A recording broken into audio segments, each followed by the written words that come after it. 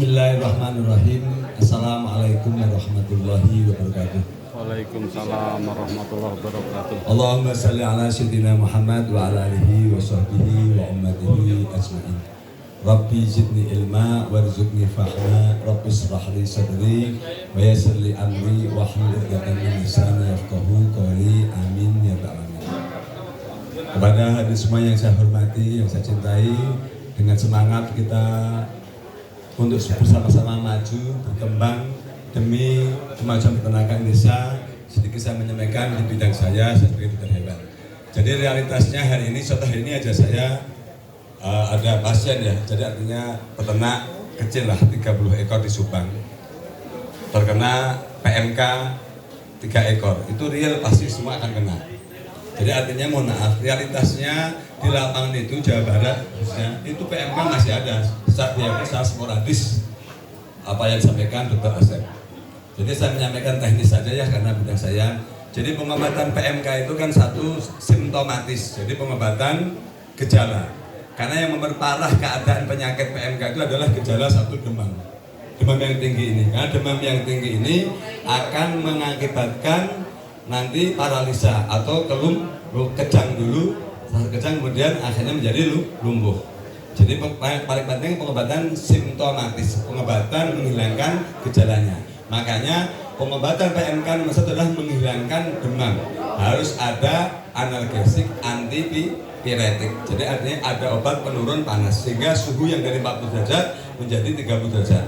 Nah, ukurannya adalah penyuntikan setelah 20 menit sampai 1 jam suhu harus turun. Nah, dengan itu nanti pasti nafsu makan akan mulai kembali normal. Karena apa?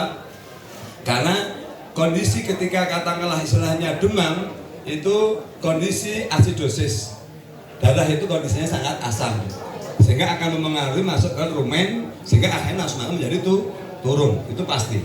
Makanya dia secara fisiologi sapi pasti hipersalivasi. Itu karena apa? Rumen asam. Jadi dia ingin menormalkan pH rumen menjadi normal 6,7 sampai 8,3.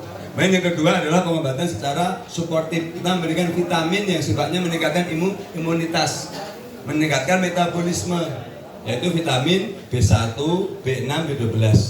Itu B1 dia untuk sebagai koenzim meningkatkan perombakan karbohidrat sehingga akhirnya energi cepat terpenuhi karena kondisi sakit. Nah, kemudian yang ketiga adalah pengobatan kausatif. Alhamdulillah saya bukan pamer, saya riset kan sampai hari ini paradigmanya bahwa obat virus itu tidak ada. Jadi obat virus itu ada. Contohnya interferon, atriflovir, banyak sekali. Jadi saya bukan mengasih, tapi saya bisa memformulasikan zat yang sudah ada itu akan saya formulasikan. Jadi menyelesaikan. Jadi kausatifnya karena pada saat dari PMK itu jadi septisemia, viremia. Jadi virus di dalam darah itu yang mengakibatkan demam tinggi. Maka daripada itu akhirnya harus ada sebuah formulasi yang mengobati PMK seperti kita mengobati penyakit infeksi bakteri. Jadi pengobatan satu simptomatis demam harus turun, kemudian secara suportif metabolisme harus normal, nafsu makan harus bagus, kemudian secara kausatif dia harus bisa membunuh virus.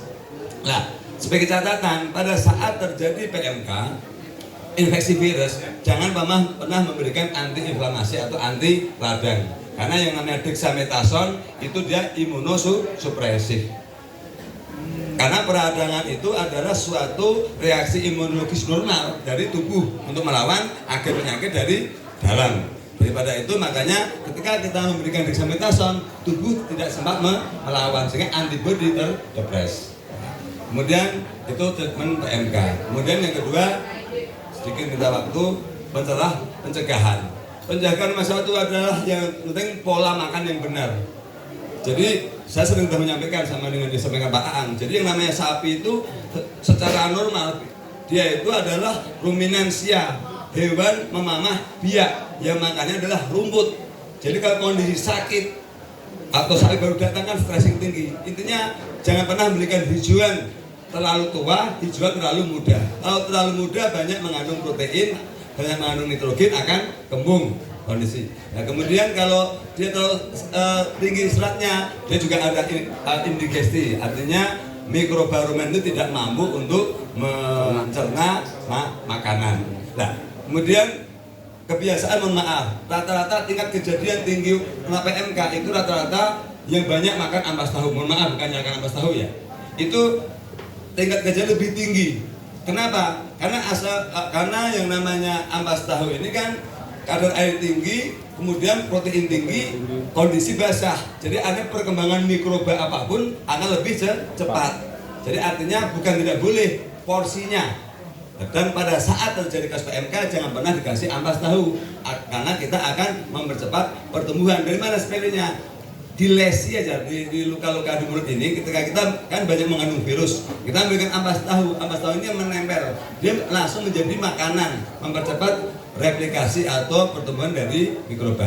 Nah, maka dari itu rasio pemberian makan yang benar adalah ketika makanannya benar, obat itu tidak dibutuhkan.